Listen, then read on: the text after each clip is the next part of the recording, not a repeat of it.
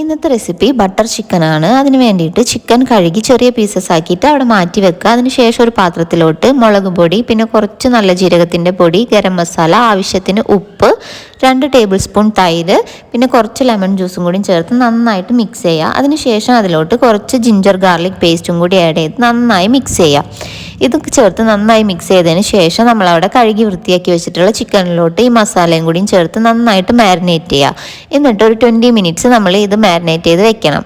ആ സമയം കൊണ്ട് നമുക്ക് മസാല തയ്യാറാക്കാം. അതിനുവേണ്ടി ഒരു പാത്രത്തിൽ ബട്ടർ ഇട്ടതിന് ശേഷം നന്നായിട്ട് ബട്ടർ ചൂടായി കഴിഞ്ഞ് കഴിഞ്ഞാൽ ഒരു 10-12 കാഷ്യൂനട്ടും കൂടി ആഡ് ചെയ്ത് പിന്നെ അതൊന്ന് ബ്രൗൺ നിറായി വന്നു കഴിഞ്ഞാൽ നമ്മൾ ഒരു മീഡിയം സൈസ് സവാളയും കൂടി ആഡ് ചെയ്ത് വഴറ്റുക. അതിനുശേഷം അതിലോട്ട് കുറച്ച് ജിഞ്ചർ ഗാർലിക് പേസ്റ്റും കൂടി ആഡ് ചെയ്ത് നന്നായിട്ട് വഴറ്റുക. നല്ല ബ്രൗൺ നിറമൊന്നും വേണ്ട, ചെറുതായിട്ടൊന്ന് വഴറ്റി വന്നാൽ മതി. ഇനി അതിലോട്ട് കാശ്മീരി ചില്ലി പൗഡർ, പിന്നെ കുറച്ച് മല്ലിപ്പൊടി, പിന്നെ കുറച്ച് ജീരകത്തിൻ്റെ പൊടി, അതുപോലെ തന്നെ കുറച്ച് ഗരം മസാല, കുറച്ച് മാത്രം ഉപ്പും കൂടി ആഡ് ചെയ്തിട്ട് നന്നായിട്ട് മിക്സ് ചെയ്യാം. ഇത് നമുക്ക് നന്നായിട്ട് ഇങ്ങനെ ബ്രൗൺ നിറമായിട്ട് വരുമൊന്നും വേണ്ട. പിന്നെ കുറച്ച് ഏലക്കായയുടെ പൊടിയും കൂടിയും ചേർക്കുക. ഈ പൊടി ഇല്ലെങ്കിൽ ആ ഏലക്കായയുടെ കുരു മാത്രം ചേർത്താൽ മതി, കാരണം നമ്മളിത് അരച്ചെടുക്കാൻ പോവാണ്. ഇതിന് ശേഷം നമ്മൾ ഇതിലോട്ട് ഒരു മീഡിയം സൈസ് തക്കാളിയും കൂടി ആഡ് ചെയ്തിട്ട് നന്നായിട്ട് മിക്സ് ചെയ്യുക, തക്കാളി ഒന്ന് വെന്ത് വരുന്നവരെ. ഇനി നമ്മൾ ചിക്കൻ ഫ്രൈ ചെയ്യാൻ പോവുകയാണ്. നമ്മളൊരു പാത്രം വെച്ച് അതിൽ ഓയിൽ ചൂടാക്കിയിട്ട് നമ്മൾ ആ മാരിനേറ്റ് ചെയ്തിട്ടുള്ള ചിക്കൻ നന്നായിട്ട് ഫ്രൈ ചെയ്തെടുക്കുക. ഒരുപാട് മുരിക്കേണ്ട ആവശ്യമില്ല, ജസ്റ്റ് ഒന്ന് വെന്താൽ മതി. പിന്നെ നമ്മൾ ആ കറിയിൽ കിടന്നിട്ട് അത് വേവും.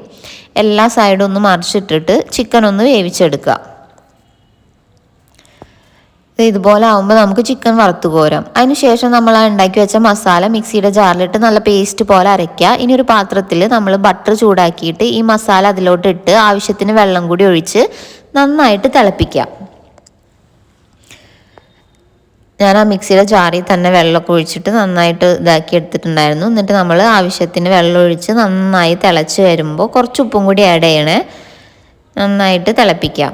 ഇനി നന്നായി തിളച്ച് ഒരു കുറുകുന്ന പരുവാവുന്ന സമയത്ത് നമ്മൾ ആ വറുത്ത് വെച്ചിട്ടുള്ള ചിക്കനില്ലേ അതും കൂടി ഇതിലോട്ട് ആഡ് ചെയ്യാം. ആ ചിക്കൻ നന്നായിട്ട് വെന്തിട്ടുണ്ട്. അപ്പോൾ പിന്നെ ആഡ് ചെയ്തിട്ട് കുറേ സമയം അത് വേവിച്ചെടുക്കുകയൊന്നും വേണ്ട. ചിക്കനും കൂടി ആഡ് ചെയ്തിട്ട് ജസ്റ്റ് ഒന്ന് കുറുകി വന്നാൽ മതി. ഇനി നമുക്കിതിലോട്ട് മധുരത്തിന് വേണ്ടിയിട്ട് ഞാൻ ഹണിയാണ് ആഡ് ചെയ്യുന്നത്, നിങ്ങൾക്ക് വേണമെങ്കിൽ ഷുഗർ ആഡ് ചെയ്യാം. അതിനുശേഷം കുറച്ച് കസൂരി മേത്തിയും കൂടി ആഡ് ചെയ്യുക. എന്നിട്ട് നന്നായിട്ട് മിക്സ് ചെയ്യുക. ഈ ഒരു കുറുകിയാണ്, ഇത് ഇരിക്കും തോറും കുറുകും. നമ്മളിതിൽ ഫ്രഷ് ക്രീമൊന്നും ആഡ് ചെയ്യുന്നില്ല. ഇനി കുറച്ച് മല്ലിയിലയും കൂടി ആഡ് ചെയ്ത് കഴിഞ്ഞാൽ നമ്മളെ കറി റെഡിയായി.